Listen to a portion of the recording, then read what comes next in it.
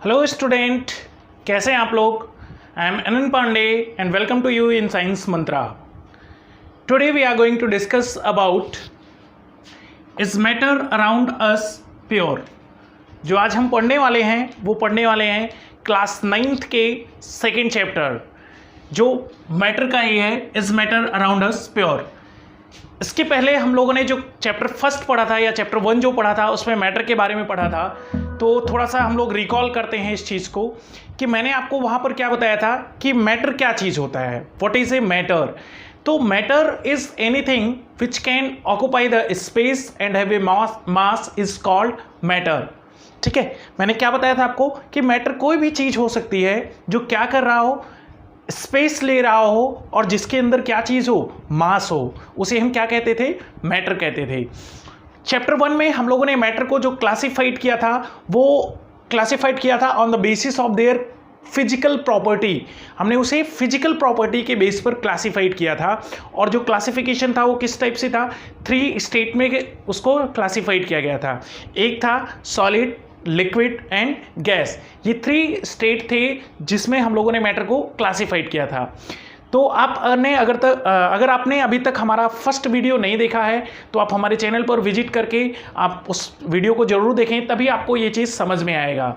अगर आप देखना चाहते हैं तो मैं उस वीडियो का जो लिंक है वो डिस्क्रिप्शन बॉक्स में भी दे रहा हूँ, वहाँ से भी आप उसे देख सकते हैं। तो आइए फिर डिस्कस करते हैं यहाँ पर चैप्टर 2 को, is matter around us pure. यहाँ पे जो मैटर है, यहाँ पे मैटर को हम लोग उसी मैटर को पढ़ेंगे, लेकिन यहाँ पे जो क्लासिफिकेशन हुआ है मैटर को, वो किसके आधार पर हुआ है, केमिकल के आधार पर हुआ है। वहाँ पे हमने किसके आधार पर पढ़ा था, फिजिकल प्रॉपर्टी के आधार पर। यानी कि मैंने आपको बताया था मैटर को 2 टाइप से क्लासिफाइड कर सकते हैं। एक था हमारा on the basis of physical property and second one किसके टाइप से था, on the basis of chemical property. तो यहाँ पर हम उसी सेकेंड टाइप्स को पढ़ने वाले हैं on the basis of chemical constituent या केमिकल प्रॉपर्टी के बेस पर। अब बात करते हैं कि मैटर होता क्या है, मैटर जो है वो प्योर कैसे है या कैसे नहीं है। इन जनरल वर्ड अगर बात करें तो हम डेली रूटीन में या डेली ऐसे अपने जनरल लाइफ में प्योर किसे कहते हैं, हमारे लिए प्योरिटी का क्या डेफिनेशन है। तो प्योर हम उस सब्सटेंस को कहेंगे या उस मैटर को कहेंगे जिसके अंदर कोई दूसरा चीज़ ऐड ना हो, कोई दूसरा सब्सटेंस ऐड ना हो, उसे हम कहते हैं प्योर। ठीक है, और इम्प्योर किसे कहते हैं, ऐसा कोई सब्सटेंस हो जिसके अंदर एक से अधिक सब्सटेंस मिक्स हो, यानी कि मिश्रण हो एक से अधिक सब्सटेंस का, उसे हम क्या कहते हैं, इम्प्योर कहते हैं या फिर मिक्सचर कहा जाता है।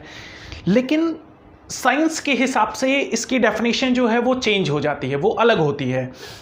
साइंस क्या कहता है, साइंस ये कहता है कि कोई भी सब्सटेंस तभी प्योर माना जाएगा जब वो केवल एक ही टाइप के पार्टिकल से मिलकर के बना होगा। यानी कि प्योरिटी का जो डेफिनेशन है साइंस के हिसाब से, those matter which are made up by only a single type of particles is called pure matter. यानी कि ऐसा कोई भी मैटर जो केवल एक ही टाइप के पार्टिकल से मिलकर के बना है उसे हम कहते हैं प्योर मैटर साइंस के हिसाब से।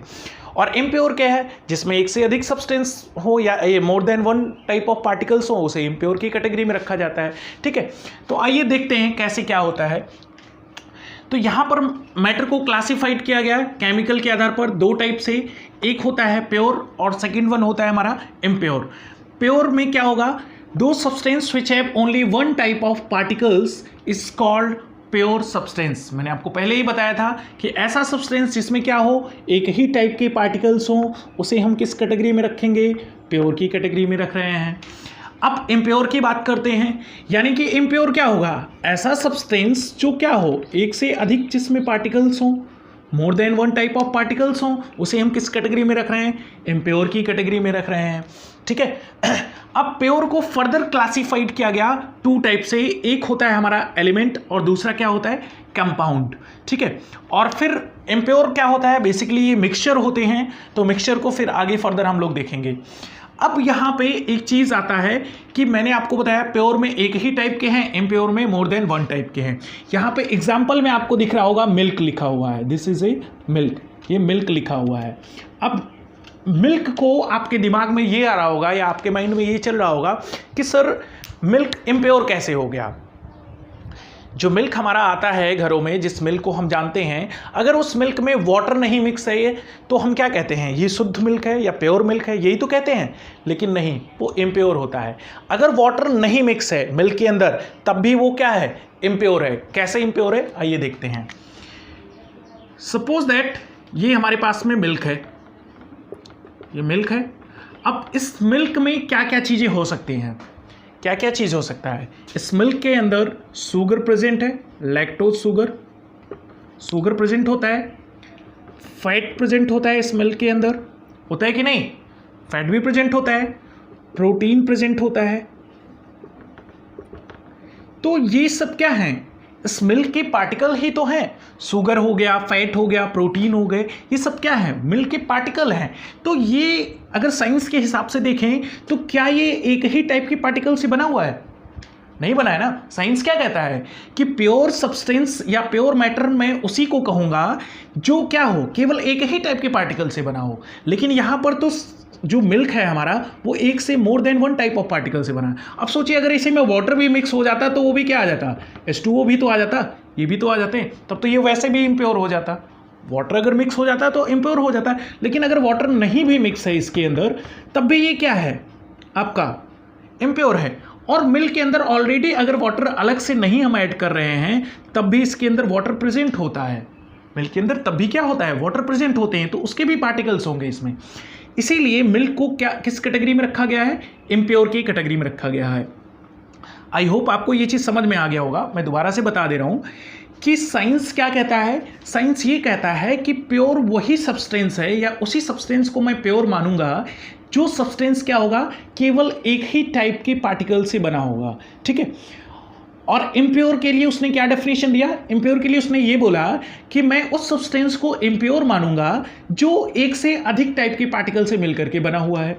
अब यहाँ पर जब हम मिल्क को लेते हैं तो मिल्क को किस कैटेगरी में साइंस रख रहा है, इम्प्योर की कैटेगरी में। क्यों रख रहा है वो यहाँ पर देखिए आप, मिल्क के अंदर लैक्टोज शुगर प्रेजेंट होता है कि नहीं, प्रेजेंट रहता है, फैट प्रेजेंट होता है, प्रोटीन भी प्रेजेंट होता है। और अगर ऊपर से हम इसमें वाटर ऐड ना करें तो इसके अंदर वाटर के मॉलिक्यूल्स ऑलरेडी प्रेजेंट रहते हैं, ठीक है। तो वाटर भी प्रेजेंट है, अब उसके भी मॉलिक्यूल्स हैं H2O। तो इतने सारे पार्टिकल्स तो मिल्क के अंदर ऑलरेडी पहले से ही प्रेजेंट हैं। तो कैसे फिर ये साइंस इसे कहेगा कि ये प्योर सब्सटेंस है, नहीं कह सकता। लेकिन इन जनरल वर्ड अगर हम बात करें, जनरल अगर हम डेली लाइफ की अपनी बात करें तो हम क्या कहते हैं, भाई मिल्क में पानी नहीं मिक्स है, यानी कि पूरा शुद्ध दूध है, एकदम प्योर मिल्क है हमारे पास, ठीक है। लेकिन वो प्योर नहीं होता, ठीक। अब आगे फिर बढ़ते हैं फर्दर। प्योर को दो टाइप से या टू पार्ट्स में डिवाइड किया गया, एलिमेंट और कंपाउंड में, ठीक है। एलिमेंट क्या हो सकते हैं, एलिमेंट को फर्दर क्लासिफाइड नहीं किया जाता है, नहीं कर सकते, it can not be further simplified, इसे आगे फर्दर सिंप्लीफाइड नहीं कर सकते। और कंपाउंड क्या होगा, पहला तो ये कि ये एक या एक से अधिक एलिमेंट से मिलकर के बना होगा, लेकिन वो एलिमेंट केमिकली अटैच्ड होंगे या केमिकली कंबाइन होंगे। कंपाउंड क्या होगा, एक या एक से अधिक एलिमेंट से मिलकर के बना होगा, लेकिन वो क्या होगा, केमिकली कंबाइन होगा। फॉर एग्जांपल अगर लिया जाए, अभी देखते हैं आगे, थोड़ा सा इसको आगे देख लेते हैं। अब इसमें क्या हुआ, एलिमेंट स्मॉलेस्ट यूनिट क्या है, इसका एटम होता है, और इसका स्मॉलेस्ट यूनिट क्या होता है, एलिमेंट होता है। इसे हम फर्दर क्लासिफाइड नहीं कर सकते, लेकिन कंपाउंड को फर्दर हम क्लासिफाइड कर सकते हैं या ब्रेक डाउन कर सकते हैं। सिंप्लीफाइड, क्लासिफाइड नहीं, फर्दर सिंप्लीफाइड कर सकते हैं या ब्रेक डाउन कर सकते हैं। कैसे, केमिकल प्रोसेस से या इलेक्ट्रोकेमिकल प्रोसेस से हम इसे फर्दर सिंप्लीफाइड कर सकते हैं। फॉर एग्जांपल लिया जाए अगर कंपाउंड की, तो H2O ये क्या है, कंपाउंड है, लेकिन H क्या है, आपका एलिमेंट है। कार्बन क्या है, आपका एलिमेंट है, ठीक है। लेकिन CO2 क्या है, आपका कंपाउंड है। C2 क्या है, ये भी कंपाउंड है। H2 क्या है, ये भी तो कंपाउंड है, ठीक है। इसमें क्या हो रहा है, एक ही टाइप के क्या हो रहे हैं, एलिमेंट मिक्स हो, कंबाइन हो रहे हैं केमिकली तरीके से। इसमें क्या हो रहा है, H2O में more than one type of element combine हो रहे हैं के हिसाब से, ठीक है। अब इसको अगर हमें फर्दर सिंप्लीफाइड करना हो, फर्दर इसे और ब्रेक डाउन करना हो, तो क्या हम हाइड्रोजन को यानी कि एलिमेंट जो है इसे हम ब्रेक डाउन कर सकते हैं? नहीं कर पाएंगे। लेकिन वाटर को क्या कर सकते हैं? केमिकल प्रोसेस से इसे ब्रेक डाउन कर सकते हैं। हाइड्रोजन को क्या कर सकते हैं? ब्रेक डाउन कर सकते हैं, ठीक है। जो हाइड्रोजन ये H2 है, ठीक है, CO2 को भी क्या कर सकते हैं? ब्रेक डाउन कर सकते हैं। तो ये चीज़ आपको समझ में आ गया होगा कि एलिमेंट और कंपाउंड क्या चीज़ है, ठीक है। अब फर्दर मूव करते हैं मिक्सचर की तरफ। मिक्सचर के लिए क्या वो यूज किया गया डेफिनेशन कि मिक्सचर क्या होता है? वो जो बना होता है वो मोर देन वन टाइप की सब्सटेंस का मिक्सचर होता है जो किसी भी प्रोपोर्शन में ऐड रहता है। यानी कि mixture contain more than one substance mixed in any proportion, ठीक है। वो क्या करते हैं? किसी भी प्रोपोर्शन में मिक्स होते हैं मिक्सचर के अंदर। इनका रेशियो फिक्स नहीं होता है, ठीक है। इनका रेशियो क्या नहीं होता है? फिक्स नहीं होता है। जबकि यहाँ पे इनका रेशियो क्या होगा? फिक्स होगा कंपाउंड में, इसीलिए इसे इम्प्योर में नहीं रखा गया है। ये चीज़ ध्यान रखिएगा। कंपाउंड भी एक से अधिक बन रहे हैं लेकिन इम्प्योर में नहीं रखा गया है। क्यों? क्योंकि इसका रेशियो क्या होगा? फिक्स्ड होगा। इसका रेशियो क्या होगा? फिक्स्ड नहीं होगा। कैसे? अगर हम वाटर की बात करें, वाटर हमारे पास में है, वाटर के बहुत सारे मॉलिक्यूल्स हैं, तो अगर एक मॉलिक्यूल्स की बात किया जाए तो वाटर के अंदर क्या होगा? H2 होगा, यानी कि एक ऑक्सीजन और दो क्या होंगे? हाइड्रोजन होंगे। एक ऑक्सीजन और दो हाइड्रोजन क्या होंगे? केमिकली अटैच्ड होंगे ना, ठीक है। रेशियो फिक्स है। अगर दूसरा मॉलिक्यूल्स लें तो उसमें भी क्या होगा? दो हाइड्रोजन और एक ऑक्सीजन क्या होंगे? अटैच्ड होंगे ऑक्सीजन के साथ में केमिकली। यानी कि जितने भी मॉलिक्यूल्स हैं उसमें इनका रेशियो क्या है? फिक्स है। ऐसा नहीं है कि एक मॉलिक्यूल्स में दो हाइड्रोजन है एक ऑक्सीजन है, दूसरे मॉलिक्यूल्स में तीन हाइड्रोजन एक ऑक्सीजन, या तीन ऑक्सीजन दो हाइड्रोजन, इस तरीके से तो है नहीं। यानी कि रेशियो क्या है? फिक्स है। इसमें फिक्स नहीं होता है, ठीक। अब बात आता है कि इसको कंपाउंड को हम क्या कर सकते हैं? केमिकली ब्रेक डाउन कर सकते हैं केमिकल प्रोसेस के थ्रू। इसे कैसे ब्रेक डाउन कर सकते हैं? इसे भी ब्रेक डाउन किया जा सकता है या सेपरेट किया जा सकता है। ब्रेक डाउन नहीं कर सकते, सेपरेट कर सकते हैं मिक्सचर को। मिक्सचर को कैसे सेपरेट कर सकते हैं? By the general physical process से। फिजिकल प्रोसेस से इसे सेपरेट आउट किया जा सकता है, ठीक है। जैसे कि फॉर एग्जाम्पल अगर बात किया जाए तो सेडिमेंटेशन होता है, फिल्ट्रेशन होता है, ठीक है। ऐसे आपका इवेपोरेशन होता है। ऐसे बहुत सारे प्रोसेस होते हैं जिससे हम क्या कर सकते हैं? मिक्सचर को उनके कॉन्स्टिट्यूएंट में सेपरेट आउट कर सकते हैं। जबकि इनको उस प्रोसेस से नहीं कर सकते, इनको केमिकल प्रोसेस या इलेक्ट्रोकेमिकल प्रोसेस से ही किया जा सकता है। अब बात करते हैं मिक्सचर के टाइप की। मिक्सचर को फर्दर फिर डिवाइड किया गया टू टाइप्स में। एक होता है होमोजेनियस और एक होता है हेट्रोजीनियस मिक्सचर, ठीक है। अब यहाँ पे एक चीज़ और बता दूंगा, यहाँ पे जो PP लिखा हुआ है इसका मतलब हुआ फिजिकल प्रोसेस, ये चीज़ ध्यान रखिएगा। अब होमोजीनियस एंड हेट्रोजीनियस क्या है? होमो का मतलब होता है सिंगल और जीनियस का मतलब क्या होता है? फेज। हेट्रो का मतलब होता है मोर देन सिंगल, जीनियस मतलब फेज। यानी कि ऐसा कोई मिक्सचर जिसमें क्या हो? सिंगल फेज हो, उसे हम क्या कहेंगे? Homogeneous mixture. यानी कि उसके अंदर जो कंपोजिशन होगा वो क्या होगा? यूनिफॉर्मली कंपोजिशन होगा, यूनिफॉर्म कंपोजिशन होगा। ऐसे हेट्रोजीनियस की बात किया जाए तो ऐसा मिक्सचर जिसमें एक से अधिक फेज दिखाई दें, एक से अधिक फेज अपीयर्स हों, उसे हम हेट्रोजीनियस में रखते हैं। इसका जो कंपोजिशन वो कैसा होगा? नॉन यूनिफॉर्म होगा। अब कैसे ये फेज कैसे आपको सिंगल दिखाई देगा, उसमें कैसे मोर देन सिंगल दिखाई देगा, देखते हैं, बात करते हैं इसके बारे में। तो सपोज दैट कि मैंने क्या किया, एक मिक्सचर लिया जिसके अंदर क्या है? एक वाटर लिया, एक वाटर है मेरे पास में, और इस वाटर के अंदर मैंने सॉल्ट ऐड कर दिया, ठीक है, या शुगर ऐड कर दिया, कुछ भी। अब जब मैं इसके अंदर सॉल्ट या शुगर मिक्स कर रहा हूँ तो ये मिक्सचर हो गया, वाटर है और उसके अंदर सॉल्ट आया, यानी कि दूसरा सब्सटेंस मैंने ऐड कर दिया, तो क्या बन गया? मिक्सचर बन गया। अब मिक्सचर बन गया तो क्या मैं इसके अंदर सॉल्ट को देख सकता हूँ? क्या मुझे सॉल्ट के पार्टिकल्स इसके अंदर दिखाई दे रहे हैं या शुगर के पार्टिकल्स दिखाई दे रहे हैं? नहीं दिखाई दे रहा है। ये जनरल मुझे क्या दिखाई देगा? वाटर ही दिखाई देगा, यही होगा। यानी कि केवल एक ही फेज दिखाई दे रहा है इसमें मुझे क्या हो रहा है? केवल एक ही फेज दिखाई दे रहा है, ठीक है। तो इस टाइप का जो फेज होगा उसे हम क्या कहेंगे? होमोजीनियस। ऐसे ही अगर हेट्रो की बात किया जाए तो हेट्रो, सपोज दैट यहाँ पे वाटर है, अब मैंने इसमें क्या किया है? यहाँ पे मैंने सैंड मिक्स कर दिया है। अब क्या सैंड के पार्टिकल्स जो होंगे वो मुझे वाटर में दिखाई नहीं देंगे? ऐसा क्या पॉसिबल है?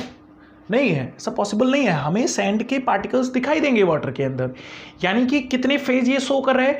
2 टाइप के फेज शो कर रहा है। तो इस टाइप के जो मिक्सचर होंगे उन्हें हम क्या कहेंगे? हेट्रोजीनियस। जिसमें क्या हो रहा हो, मोर देन 1 टाइप के फेजेस शो कर रहा हो उसे हम हेट्रोजीनियस में रख रहे हैं, और जिसमें सिंगल टाइप का फेज शो हो रहा हो वो किस में है? होमोजीनियस में। ऐसे ही अगर हमने वाटर के अंदर क्या किया है? ऑयल डाल दिया है, तो ऑयल का लेयर क्या होगा? ऊपर की साइड में हमें दिखाई देगा, वाटर के ऊपर ऑयल दिखाई देगा। ठीक है, यानी कि हम ईजिली बता सकते हैं उस पानी को देख करके कि इसमें क्या है? ऑयल मिक्स है। ठीक है, यानी कि 2 फेज शो कर रहा है ये भी, तो किस कैटेगरी में आएगा? ये भी हेट्रो की कैटेगरी में आएगा, हेट्रोजीनियस की कैटेगरी में। ठीक है, अब आपको समझ में आ गया होगा होमोजीनियस और हेट्रोजीनियस में क्या डिफरेंस है। तो आज का जो ये हमारा लेक्चर है यहीं पे फिनिश होता है। इसी चैप्टर का नेक्स्ट जो पोर्शन है वो मैं नेक्स्ट लेक्चर में लेकर के आपके सामने फिर से प्रस्तुत होऊंगा। तो आपसे एक चीज़ कहना चाहूँगा, अगर आपको वीडियो पसंद आया तो वीडियो को लाइक करिए, सब्सक्राइब करिए और बेल आइकन को जरूर प्रेस करिएगा, जिससे आपको फर्दर नोटिफिकेशन मिलता रहे। तो नेक्स्ट वीडियो में मिलते हैं, तब तक के लिए गुड बाय।